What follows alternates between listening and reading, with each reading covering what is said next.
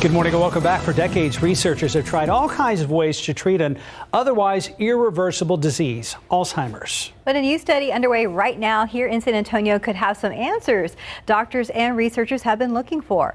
Neurosurgeons at UT Health San Antonio just performed a first-of-a-kind surgery using deep brain stimulation to treat a patient with Alzheimer's. For more details on how all of this works and what it means for the future of Alzheimer's treatment, we bring in a doctor who performed that surgery, Dr. Papanastassiou. Good morning, doctor. Hello, good morning. Good morning. Thanks for joining us. Well, first of all, did everything go well in that surgery? Everything did go well. Of course, you're always nervous the first time you're doing a new procedure, but it's very similar to the procedures that we do for Parkinson's disease, tremor, and epilepsy that are very similar, and it did go very smoothly. Can you tell us more about what this study is exactly?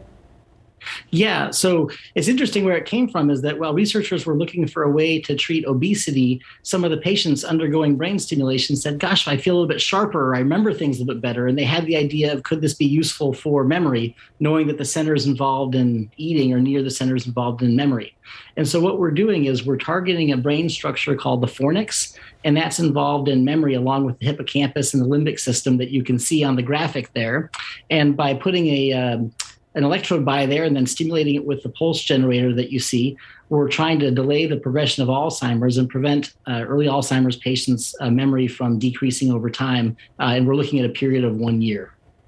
And doctor, we kind of mentioned in the intro, but go ahead and tell us how you were involved in the important study and what's your role?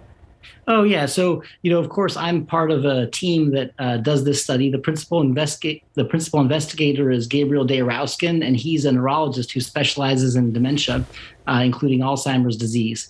And so my role, of course, is to do the surgeries for the study. And then, of course, Dr. Dayrowskin does a lot of the follow-up for the patients and the programming of the stimulator. And we work as a team to try and, find out if it works. What's next for this kind of research and for the future of Alzheimer's treatments? I mean, what's the end game here, doctor?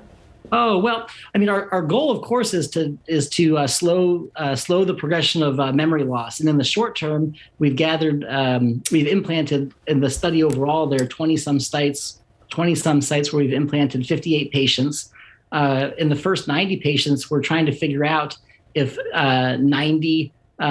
low frequency versus high frequency stimulation is better. And then we'll gather a total of 210 patients and follow them for a year. And then we'll have results from this study.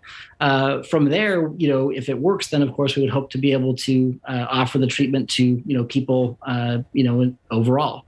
What kind of time frame are you looking at realistically? Are we talking within decades here or perhaps sooner than that? Yeah, much sooner than that. I think the time horizon is around 2 to 3 years. We expect to be able to enroll patients over the next 1 to 2 years and then a year of follow-up.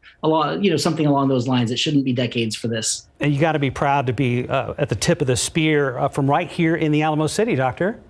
Yeah, it's exciting, and we would like to be able to offer it and include, people here in the process of figuring out if it works. Is it happening anywhere else, though? Oh, yeah, absolutely. There's 20-some sites around the world.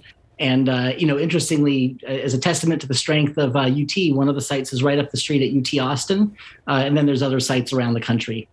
All right. Neurosurgeon Dr. Papanastassiou, UT Health San Antonio. Have a great weekend, sir. Thanks. You too. All right. Thanks for joining us.